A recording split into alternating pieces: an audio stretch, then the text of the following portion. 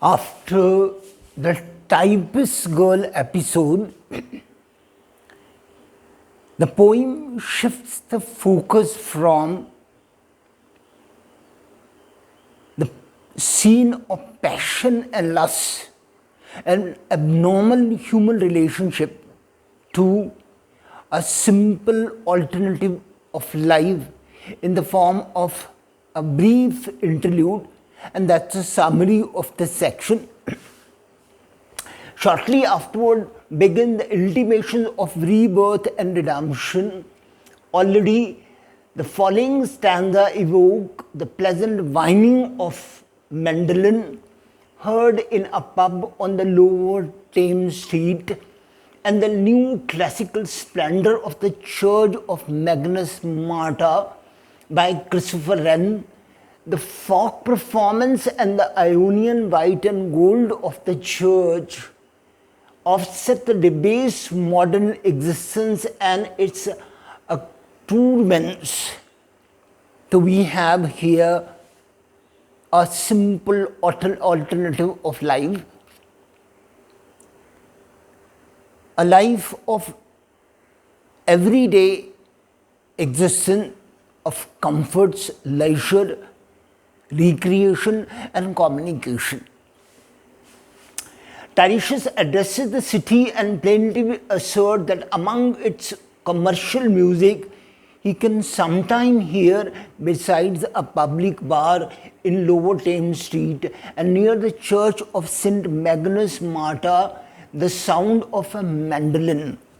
So there is a contrast between the sound of gramophone, the machine, and the folk art, the music of mandolin.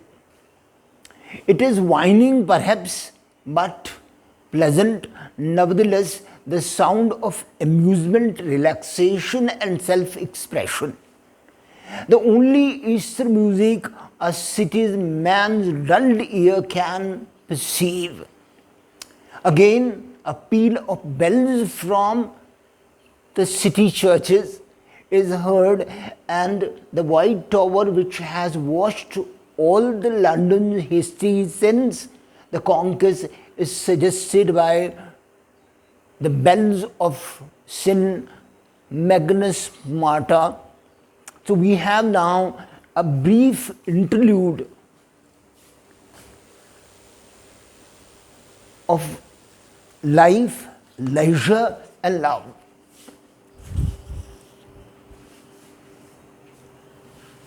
That's the text. A brief interlude begins the river song in earnest.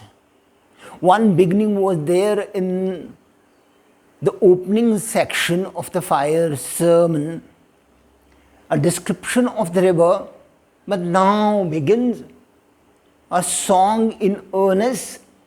A fisherman's bar is described, then a beautiful church interior, and then Thames itself, the renewal of life.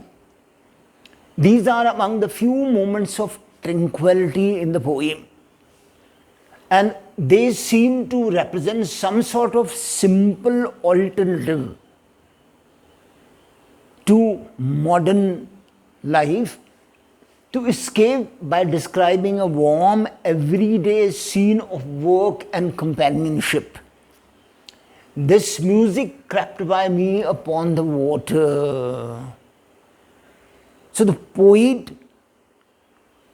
takes us to a different world, when or where the life is simpler, easier. And along the strand up Queen Victoria Street, O city, I can sometimes hear, besides a public bar in Lower Thames Street, the pleasant whining of mandolin, the softer tune, the music of life has disappeared, and the jarring, dull notes of The machine represented by gramophone are everywhere. The graphic age was there. And clatter and chatter from within. So this clatter and chatter marks the everyday existence, everyday life of an average man called a sailor. Where fishermen long at noon. So after a hard day labor, the fisherman enjoys the leisure. He relaxes. This is the easier life which is possible the poet seems to offer as an alternative. Where the walls of Magnus Marta hold inexplicable splendor of Ionian white and gold. And now, after having given us a picture of a view of simpler lifestyle of fishermen, fish is a symbol of life, and we are reminded of Darwinian theory that man has evolved from fish, and fish is also the staple food of West. So it sustains life. And there is a view of the beautiful church and its interior marked by white, symbolizing purity, and gold, the spiritual value and spiritual existence. St. Magnus Marta, however, is the church of another color.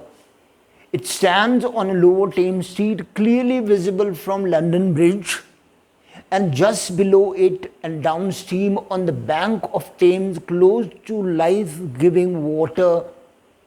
St. Magnus, its patron, was Norseman, a sea rover, said to have been martyred in 1616 AD. Today, the church is not merely Anglican, but High Church of London. So, a simple alternative to the complicated, complex life of modern man is here in the form of this interlude. And we are reminded of the simpler time, the easier time, in the form of this brief escape from the boring, dull, jarring city life. Again, he turns to the Thames and sees it sweating like a labor. So Thames also has become a commercial river, a chartered river in Blake's London. The products of modern mechanization, they are seen to be sailing on the river water. Logs, tar, oil, they are being transported. Contrastingly, the river also displays the red sail and barges that suggest the free life of the sailor. Again, there is a view of some barges and red sail, and here we may find a trace of Ely's reading of Cornered Heart of Darkness, which is known to have had considerable influence on the composition of the wasteland. It reinforces his own memory of the river's ambiguous message. The seascape of the lower Thames, or the riverscape, with this brooding suggestion of evil in the faraway places, as well as near at hand, and Marlowe's occasional contrasting of the comfortable city men on the Nile with the unfettered good and evil, has seen as a sailor come. The abrupt, seemingly haphazard transition of the wasteland are a way to encode the noise in the circuits, as are the occasional forms of nonsense song that punctuate the text. The barges wash the lifting log. That's the next scene. It's a view of the river sweating under the burden of logs, that's the timber wood, oil and tar.